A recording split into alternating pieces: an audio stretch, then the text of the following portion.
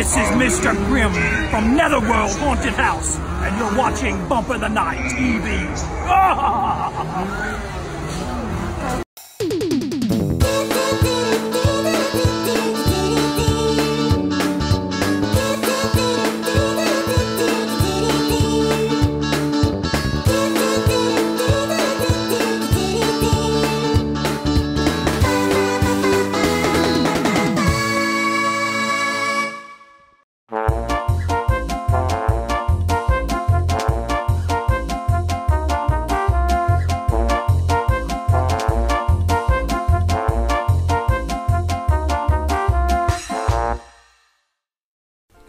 Órale amigos, welcome to Werewolf Week. Werewolf? What? Werewolf Week? That's a stupid word. Werewolf Week. And Senior Bourbon asked me to read this book. And I don't know why he asked me to read it. There's people with a better diction than me that could have read it better, but hey, he asked me to do it. Probably because he can't read. Anyway, it's called Werewolf Howls at Home. A Monster's Guide to Life in a Pandemic. What is this, propaganda? Well, I guess I'll read it anyway. Well, let me sip on these first. Gee. Okay. Wet my whistle. Let's see. Let's get ready. Let's get going. All right. A big bad virus arrived in Monster Town. It stomped into schools, but nobody heard it. It burst into buses, but nobody saw it. It held onto hands, but nobody felt it. Jesus. Yet, like the Invisible Man, the monsters knew the virus was there. I know the Invisible Man. He's a good puto, man. He really is. The virus could make the whole town sick. Mayor Mummy said the virus could go away if everybody stayed inside. Sheet. Okay, this is a kid's book? That made Werewolf's whiskers droop. The full moon was only 3 days away. Werewolf belonged outside in the silvery light. Oh, that's so poetic. Werewolf wanted the virus to leave now, but the virus stayed and stayed and stayed. Kind of like unwanted guests or herpes. The full moon came, big and white. Of course he's white. Werewolf itched to run through the woods. He wanted to play in the fields. He yearned to howl under the milky moonlight. This is getting good. As the moon rose in the night sky, Werewolf's fur got furrier. Werewolf's fur got furrier. Okay. His fangs got pointier. His claws got sharper and sharper. Now I go outside. He asked Alpha and Beta. What? That's his mom and dad's name? Jeez. How original. Alpha patted his paw. Not yet. We all have to stay home until the virus is gone. It was hard to stay home. There was nothing to attack or pounce on or maul. Hey, this guy's good. It was boring. I had to say every O. Werewolf sniffed Beta's butt. That made Beta growl. Oh, this is a Chuck book. Werewolf counted his fleas.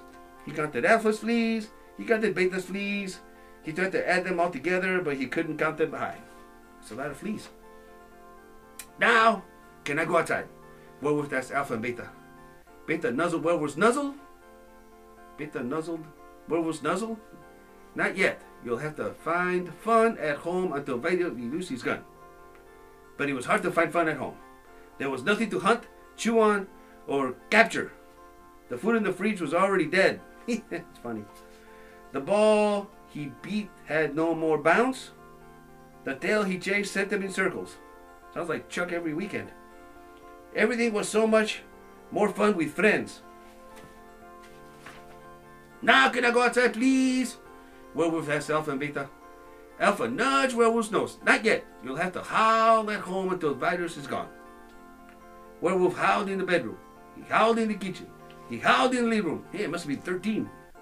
But no matter how excuse me. But no matter where he howled, his howls felt small and empty. He wanted to howl under the stars. Werewolf hated howling at home alone. Ay, Dios mío. The moon outside the window shone so very bright. An ache built up in Werewolf's tummy. Moved to his chest and into his throat. Oh, he's got to puke. Now let it go howling out all of his boredom and frustration and fear. He howled louder and longer than he'd ever howled before. And the pictures got him going, oh, boom, double. Then he heard it from across down the long, lonely howl. Oh, shit. From the village beyond that, he heard howl. And from the woods even further away, howl. That's a lot of howls. The voice joined together into one massive musical chorus. Man, a lot of tongue twisters in here. Suddenly, howling at home wasn't quite so lonely. We'll howl at home, Werewolf shouted. All of us, for as long as it takes. Wow. And even though the next full moon, the werewolves stayed in their shelters, each pack on their own, but no pack alone. Okay, that makes no sense. Because they all howled at the same big bright moon together. Howled, everybody howled. Okay, that's it. Okay. Well, that was very cute. And here's the book, Werewolf Howls at Home. And there's a couple other books about how to survive pandemic. All right, enjoy, kids. Sometimes werewolf legends pop up in the most unexpected of places, like 19th century Pleasant Hill, Georgia. The year was 1847, and 6-year-old Emily Burt's father had died, leaving her mother a substantial amount of money, which she used to send her 3 children to study abroad in Europe. According to legend, when young Emily returned home after a few months in Europe, she began to behave strangely. She frequently complained of feeling sick, and she was always tired. And so, to try to get to the bottom of Emily's ailments, her mother stayed up and watched her one night. Her daughter fell asleep, but then got up as if in a trance, walked out of the house and into the dark woods. Emily's sleepwalking into the dark forest supposedly became a nightly occurrence, though she never had any recollection of what occurred. And soon the girl's physical appearance began to change. Her teeth appeared to sharpen. She began to grow hair in odd places, and people became deeply concerned that there was something wrong with Emily. It was around that time that farmers in the area also started to report that their livestock had been killed by a wolf. One night, on a full moon, the farmers gathered together at the edge of a field to hunt and kill the beast they believed was slaughtering their livestock. And they weren't disappointed. A huge wolf appeared, but it was a wolf that was walking on 2 legs. The farmer shot the beast, but it only yelped and ran back into the forest. But Mildred, Emily's mother, heard the shots, and she knew it was Emily. She ran outside to find her daughter laying in the yard, bleeding from a gunshot wound. A doctor was able to heal Emily, but when the locals heard about her injury that occurred on the same night as a werewolf sighting, people began to suspect that the beast might be her. Fearing for her daughter's safety, Mildred sent Emily back to Europe, hoping she would be cured there from whatever ailed her, and it seemed to have worked.